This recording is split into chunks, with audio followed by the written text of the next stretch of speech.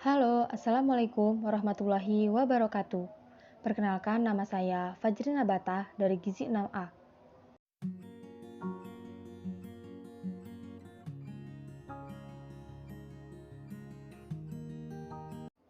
Hukum Praktik Bidan. Hukum praktik bidan terbagi kepada 3 bagian. Yang pertama adalah aspek legal dan isu etik. Kedua, pengambilan keputusan. Ketiga, aspek hukum dan praktik bidan.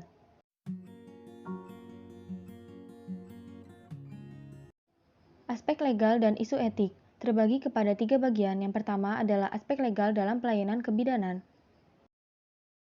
1. Latar belakang dalam sistem legislasi tenaga bidan.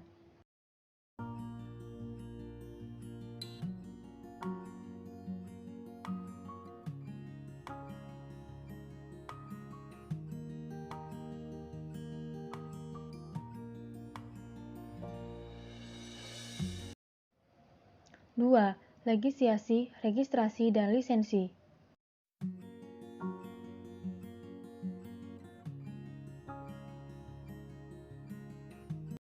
Aspek legal dan isu etik yang kedua adalah isu etik dan dilema.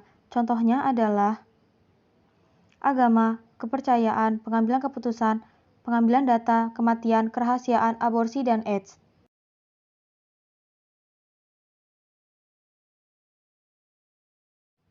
Aspek legal dan isu etik yang ketiga adalah isu moral dan dilema moral. Contohnya adalah kasus abortus, eutasia, keputusan dalam terminasi kehamilan. Hukum yang ketiga adalah pengambilan keputusan dalam pelayanan kebidanan, yaitu pengambilan keputusan.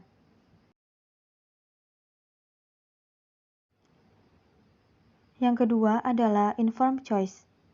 Informed choice adalah membuat pilihan setelah mendapatkan penjelasan dari bidan.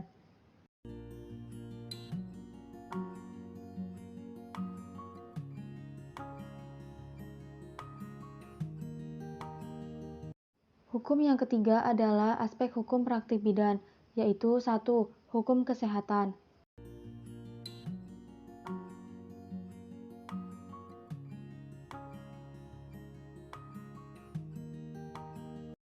Dua, malpraktik.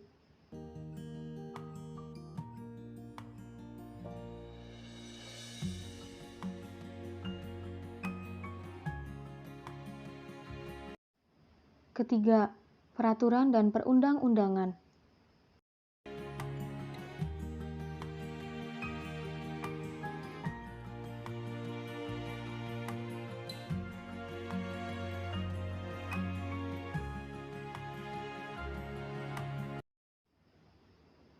Etika dan kode etik kebidanan. Etika dan kode etik kebidanan terbagi kepada 3 bagian, yaitu konsep dasar etika, 2. Etika profesi bidan, 3. Kode etik bidan. Konsep dasar etika. Kamus Besar Bahasa Indonesia, etika dirumuskan dalam 3 arti, yaitu tentang apa yang baik dan buruk, nilai yang berkenaan dengan akhlak, dan nilai mengenai benar dan salah yang dianut oleh suatu golongan atau masyarakat.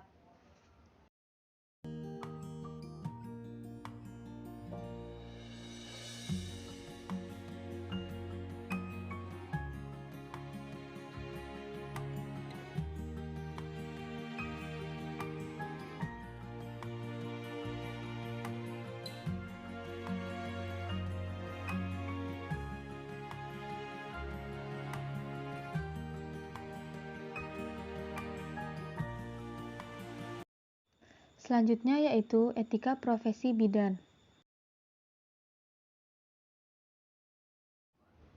Etika profesi bidan. Suatu profesi biasanya memiliki asosiasi profesi, kode etik, serta proses sertifikasi dan lisensi yang khusus untuk bidang profesi tersebut. Pekerjaannya tidak sama dengan profesi. Bidan sebagai tenaga profesional haruslah memiliki komitmen yang tinggi, antara lain 1. Memberikan asuhan berkualitas sesuai dengan standar etika profesi. 2. Pengetahuan tentang perilaku etis dimulai dari pendidikan berlanjut, diskusi formal dan informal dengan sejawatnya.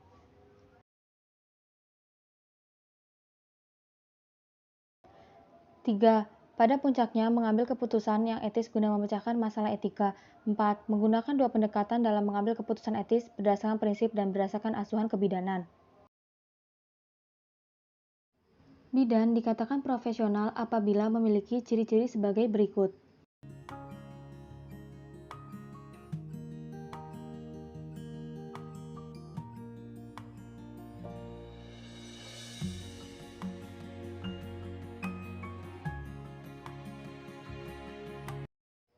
Berikut adalah prinsip dalam etika profesi bidan.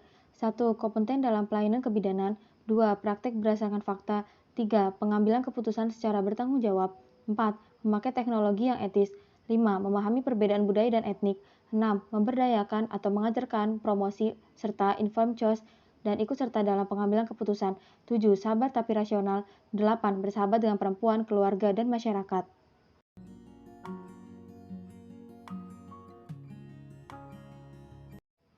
Kode etik bidan.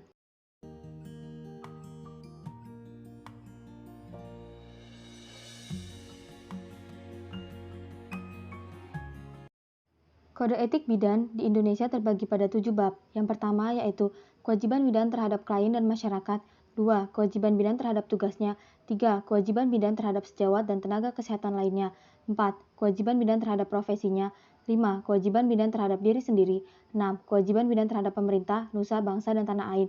Dan terakhir adalah penutup.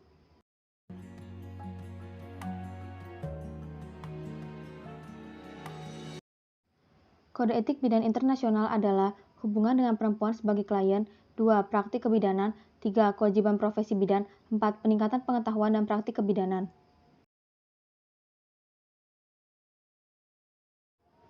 Masalah nyata kebidanan.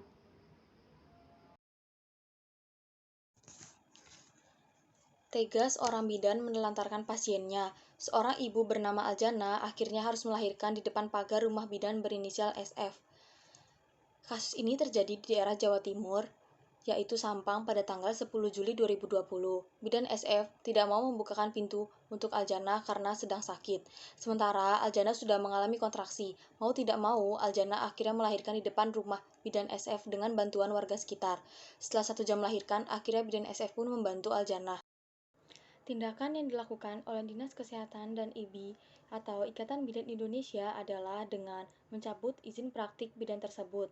Pencabutan izin praktik bidan tersebut dilakukan mulai tanggal 10 Juli 2020 sampai tanggal 10 Oktober 2020. Selain mencabut izin praktik bidan tersebut, IBI juga merekomendasikan memberikan pembinaan kepada bidan SF. Menurut Ketua IBI, tindakan yang dilakukan oleh bidan tersebut adalah pelanggaran serius dan termasuk melanggar kode etik kebidanan. Kode etik yang dilanggar adalah kode etik klien, tugas, dan kode etik masyarakat. Selain melanggar kode etik kebidanan, bidan SF juga melanggar UUD nomor 4 tahun 2019 tentang kebidanan pada bab 1 pasal 1 dan bab 1 pasal 2. Pada bab 1, pasal 1 ayat 4, praktik kebidanan adalah kegiatan pemberian pelayanan yang dilakukan oleh bidan dalam bentuk asuhan kebidanan. Pada kasus ini, bidan SF tidak memberikan pelayanan dan asuhan kepada Aljana. Pasal 2, penyelenggaraan kebidanan berasaskan kepada perikemanusiaan, nilai ilmiah, etika dan profesionalitas, manfaat, keadilan, perlindungan, serta keselamatan klien. Pada kasus ini, bidan SF tidak mengikuti asas dari penyelenggaraan kebidanan, sebagaimana semestinya. Dari kasus ini kita belajar bahwa sebagai tenaga kesehatan, kita harus tetap membantu pasien dalam kondisi apapun, karena itu sudah menjadi tugas dan kewajiban kita. Dari kasus ini juga kita mendapatkan peringatan untuk lebih bersikap profesional menjadi tenaga kesehatan. Terima kasih, kurang lebihnya mohon maaf. Wassalamualaikum warahmatullahi wabarakatuh.